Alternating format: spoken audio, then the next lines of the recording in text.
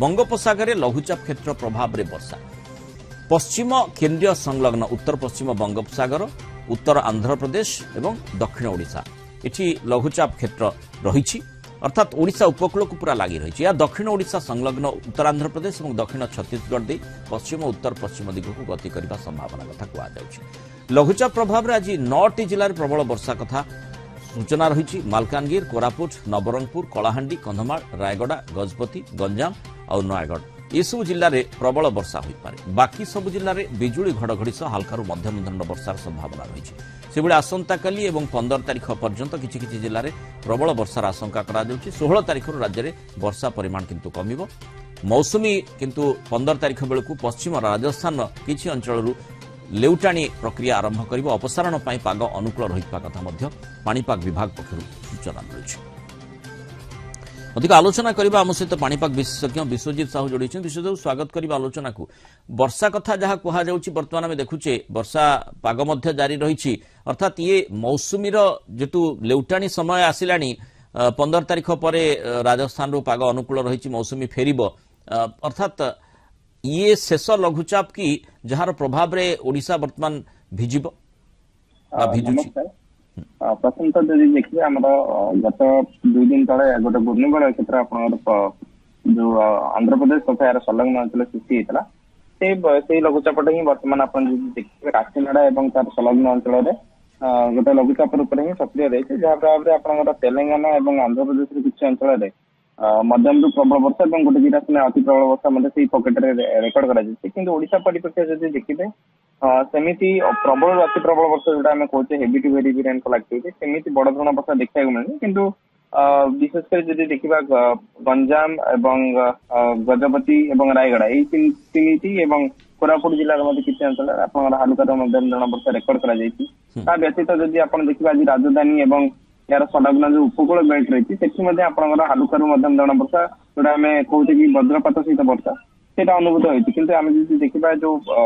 जेहेतु transition phase आसलानी आप mention करते बर्तमान मौसुमी अपसारण करने जना पड़े आप देखिए आगुरी जो लघुचाप फर्मेशन होता उत्तर ओडिशा और यार संलग्न अंचल फर्मेशन होता कि बर्तमान जो लघुचाप फर्मेशन होती दक्षिण फर्मेशन होती आम जो मौसुमी जनित जो निम्नचाप रेखा रही है धीरे धीरे दक्षिणाभिमुखी चलन हवा आरंभ कर जोटा कि आपंकर जो मौसुमी अपसारण करे से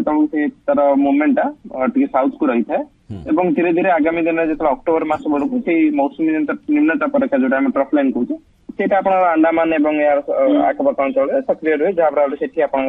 घूर्णिबलय कि लघुचाप क्षेत्र सृष्टि होवार अधिक संभावना रही है। तेज से गोटे भल इंडिकेशन आम रही कि चलित वर्ष जो ठीक समय ही आप मौसुमी वायु अपसारण कर आप देखिए विगत किसी वर्ष है मौसुमी वायु जो अपसारण प्रक्रिया रही है बहुत डिले होता पाखापाखि आप कहीपर कि सेप्टेम्बर 30 कि अक्टोबर पहला मौसुमी अपसारण कला कि चलित वर्ष जेहेतु आप देखिए मौसुमी वायु अपसारण कर आगामी किसी दिन आप राज्य में जेहेतु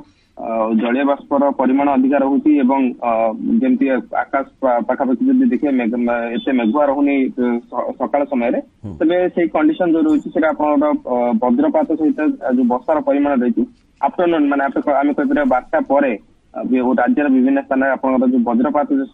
जनित वर्षार परिमाण रही है आप देखिए मेट डिपार्टमेंट जोटा आम भुवनेश्वर पाणीपाग केन्द्र तरफ येलो वार्निंग जारी कारण आप जेहेतु किंतु 2 दिन वर्षा कथा कहुई 2 दिन ही बर्षिब 15 तारिख पर अर्थात 16 तारिख पर वर्षार परिमाण कमिब से संभावना कथा कहुई किंतु तार जो गतिपथ रही ऊपर मुंड को टी प्रभावित कर ओडिशार नहीं बर्तमान जब आप देखिए लघुचाप आप बहुत दक्षिण अच्छी आप लघुचाप फर्मेशन दक्षिण ओडिशा और यार संलग्न उत्तर आंध्र प्रदेश अंचल आमर ओडिशा किसी